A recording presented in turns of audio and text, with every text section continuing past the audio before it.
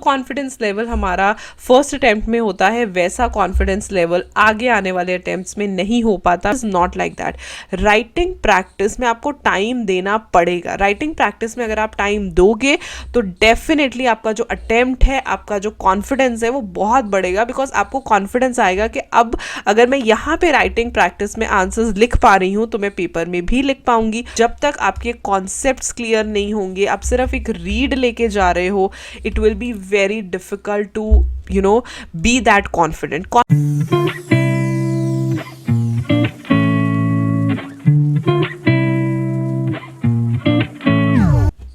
Hello friends, welcome back to my channel. I'm CS Jaspreet. I hope that you all are doing well and you're preparing for your CS December 2023 exams.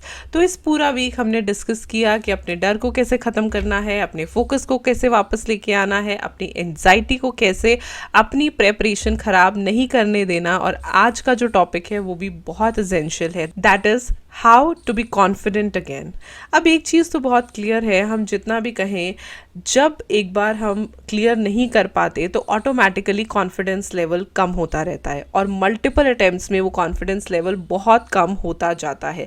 हम जितना भी बोले नहीं नहीं नहीं कोई फ़र्क नहीं पड़ता, of course it impacts your confidence level. जो कॉन्फिडेंस लेवल हमारा फर्स्ट अटेम्प्ट में होता है वैसा कॉन्फिडेंस लेवल आगे आने वाले अटेम्प्ट्स में नहीं हो पाता. बिकॉज डेफिनेटली मन में एक डर बैठ जाता है कि पता नहीं एग्ज़ाम क्लियर होगा नहीं होगा, और वो डर को हम कैसे ख़त्म करें. तो आज की वीडियो में मैं आपको यही बताऊंगी that how to be confident again. बिल्कुल वैसा ही कॉन्फिडेंस वापस आना चाहिए जैसा फर्स्ट अटेम्प्ट में था. तो इस वीडियो को एंड तक देखना अगर आप भी ऐसे स्टूडेंट हो जो इस चीज़ से स्ट्रगल करता है कि हम कॉन्फिडेंस कैसे वापस से बिल्टअप करें.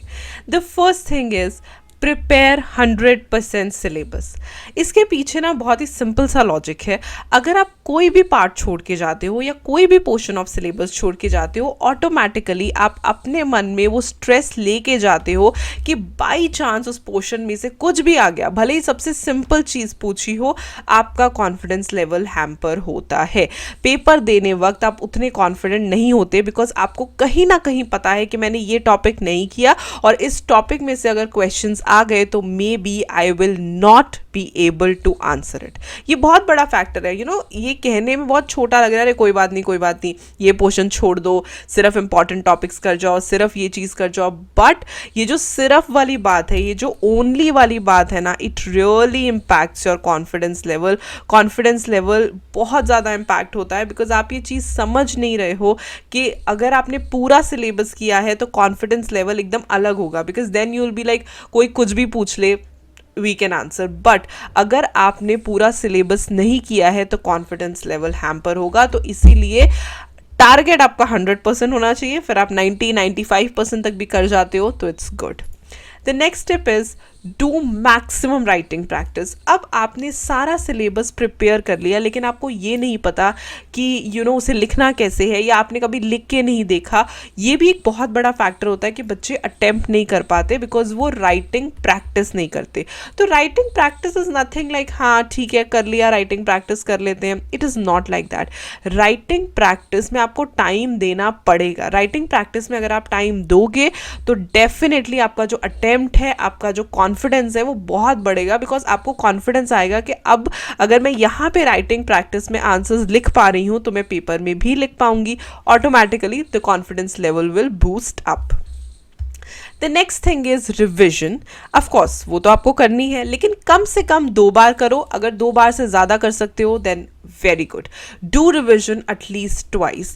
2 बार तो वैसे बहुत कम होती है, आप इससे ज़्यादा भी कर सकते हो. लेकिन रिविजन से क्या होता है, आपने रिकॉल मेथड यूज़ करना है. सोचना है मैं किस टॉपिक के बारे में बात कर रहा हूँ, देन उसके बारे में आपको वापस से रिकॉल करना है. और हो सके तो राइटिंग प्रैक्टिस में भी आप ये चीज़ यूज़ कर सकते हो. रिविजन से क्या होता है, आपको फाइनल एक कन्फर्मिटी मिलती है दैट येस मुझे ये टॉपिक आता है, मैं ये टॉपिक को रिकॉल कर पा रहा हूँ और एग्जाम में भी रिकॉल कर पाऊंगा. Automatically the confidence level boosts up. वहीं जब आप 2 या 2 से ज़्यादा बार रिविजन करते हो तो आपका कॉन्फिडेंस लेवल इतना हो जाता है कि इतनी बार पढ़ लिया है अब तो मैं आंसर कर ही पाऊंगा. That is why revision at least twice is a must. Next चीज़ है solve past year questions. Past year questions को अब स्पेशली आपने देखा होगा कि पास्ट ईयर क्वेश्चंस में बहुत वैरायटी आपको मिलती है। इजी क्वेश्चंस मिलेंगे, डिफ़िकल्ट क्वेश्चंस मिलेंगे, ट्रिकी क्वेश्चंस मिलेंगे।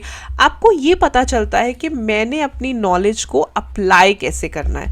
बिकॉज चाहे हम बात करें प्रेपरेशन की, रिविजन की, वहाँ से सिर्फ ये पता चलता है कि आपने पढ़ना कैसे है, लेकिन उसे अप्लाई कैसे करना है वो आपको तभी पता चलेगा जब आप पास्ट ईयर क्वेश्चंस को आंसर करोगे। ट्रस्ट मी, पिछले 5 to 6 अटेम्प्ट्स के जब आप क्वेश्चंस प्रैक्टिस कर लोगे, ऑटोमेटिकली आप में कॉन्फिडेंस आ जाएगा। ऑटोमेटिकली आपको पता चल जाएगा कि किसी भी तरीके का क्वेश्चन आएगा, I will be able to answer it.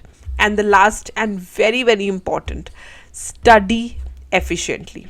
जैसे जैसे पेपर नज़दीक आते हैं, बच्चे 5 घंटे, 6 घंटे, 8 घंटे पढ़ते हैं, बट मेक श्योर कि जितने भी घंटे आप पढ़ो, आप एफिशिएंटली पढ़ रहे हो, क्या आपके कॉन्सेप्ट्स क्लियर हैं। कॉन्फिडेंस लेवल सिर्फ सारा कुछ पढ़ के जाना नहीं होता, सारा कुछ समझना। Specially for exams like CA, CS, CM में conceptual clarity holds a very very important place. जब तक आपके कॉन्सेप्ट्स क्लियर नहीं होंगे, आप सिर्फ एक रीड लेके जा रहे हो, it will be very difficult to be that confident. Confident वो बच्चा होता है जिसे पता है कि मेरे कॉन्सेप्ट्स क्लियर है, कुछ भी expert knowledge, direct indirect question आएगा, I will be able to answer, वहाँ से आता है कॉन्फिडेंस। तो अब जब ये प्रिपेयर कर रहे हो या रिवाइज कर रहे हो, कॉन्सेप्ट्स पे फोकस करना, समझने की कोशिश करना। अपने दिन का जो भी टाइम आप स्टडी में लगाते हो, उसका एक एक मिनट, एक एक पल जो है वो एफिशिएंटली यूज़ करो, ताकि आप जो भी पढ़ रहे हो वो आपको समझ आए। Right, just not for the sake of studying, it will really really help. So study कि आपके कॉन्सेप्ट्स क्लियर हो और कॉन्सेप्ट क्लैरिटी से आप पास हो पाओ, ना कि just for the sake of studying. I hope कि ये पॉइंट्स आपको रियलिस्टिक लगे होंगे, प्रैक्टिकल लगे होंगे। And thank you so much for watching the video till this point of time, क्योंकि मुझे लगता है कि कॉन्फिडेंस होना बहुत ज़रूरी है। एक सेल्फ कॉन्फिडेंस होना पेपर को अटेम्प्ट करने के लिए बहुत ज़्यादा ज़रूरी है। तो आप ये सारी चीज़ें अप्लाई करना, डेफिनेटली आपका कॉन्फिडेंस बढ़ेगा। And I will see you super soon in my next video with an informative topic very very soon. So अगर वीडियो अच्छी लगी तो लाइक करना, अपने फ्रेंड्स के साथ इसे शेयर करना। Do subscribe to my channel cause it's totally free. And I will see you super soon in another video.